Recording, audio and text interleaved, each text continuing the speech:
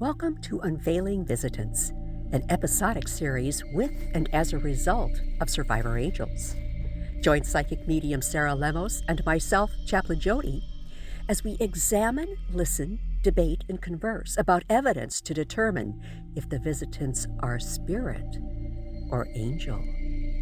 My earliest memory is when I was in preschool, and I had my best friend is Tony, and him and I were just always side by side. One day, going to music class, first ones to the class always got to sit on the bench at the piano. Well, it's just Tommy and I sitting at the bench, and a little girl on the floor next to me says, or asked me if I can scoot over so she can get on the bench with me.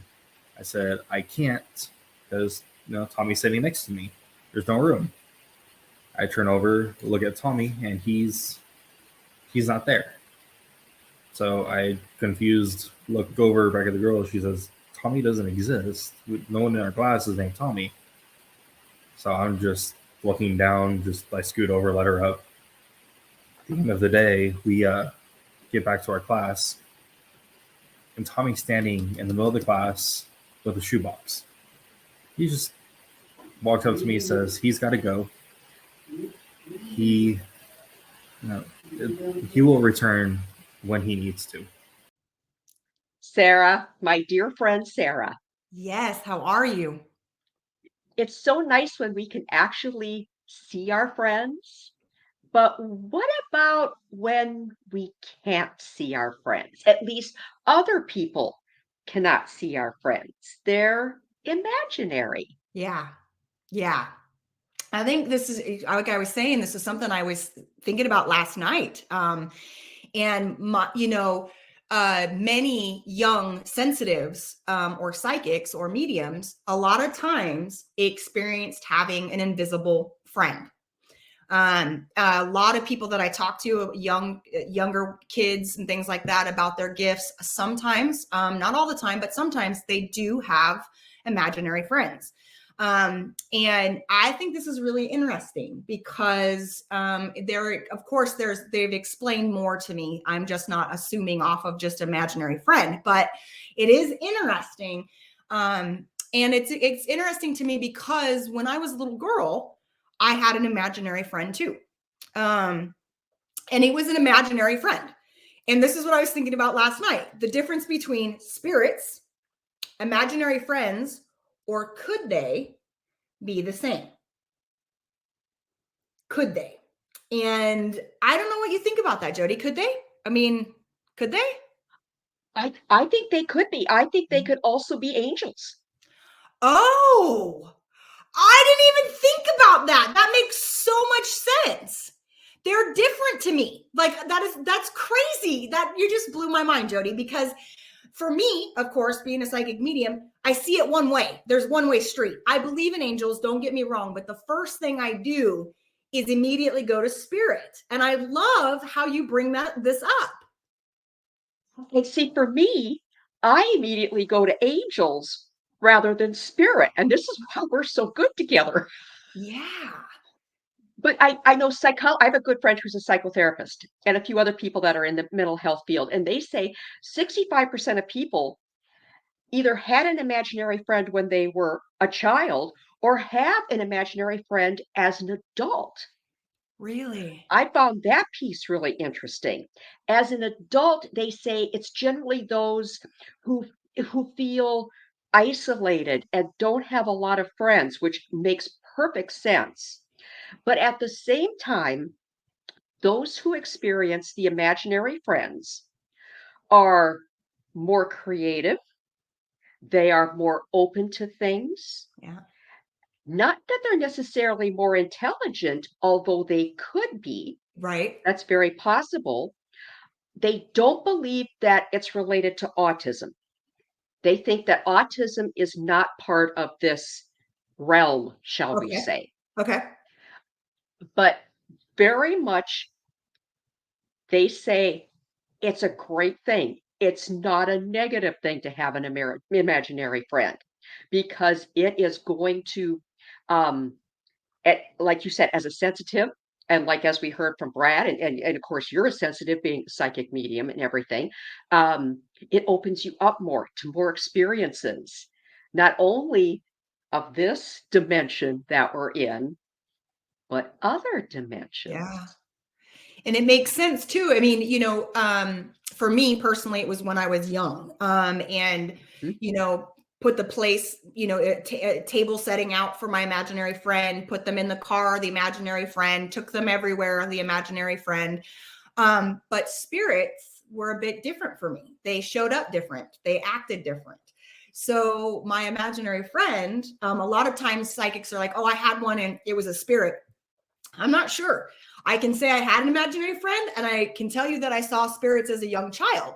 So I love that you're bringing up the angels, because that could have been absolutely what was going on with me. Absolutely. Interesting. Mhm. Interesting. Yeah, because the mental health professionals will also say that those who've experienced imaginary friends have better communication skills. Wow. What are angels all about? They're about communications, bringing you messages, taking your messages back, all of this. Absolutely. And so it's like, check that box. That's crazy. That's really interesting to me. You blew my mind today, because like I said, I only look at it two different, it's imaginary friend, it's a ghost, it's a spirit, one or the other. And that really sits with me today. Thinking about the chances that I absolutely, and it makes sense for my experience that I had an angel with me. That makes a lot of sense. That feels right to me. So I don't know now if I had an imaginary friend. It very much well could have been an angel. Do you Imaginary friend that was an angel? You did? No, I did not. Oh, okay. Not that I know of. I still do it. I just talk to myself a lot. Hey, it keeps the conversation going.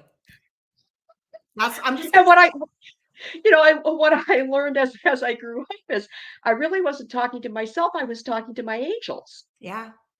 Yeah. So were they my imaginary friends? I guess at this point I could say yes. Yeah.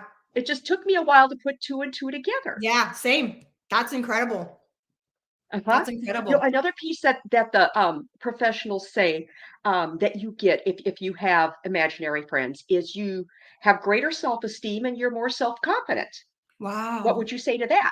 I love that. I love that.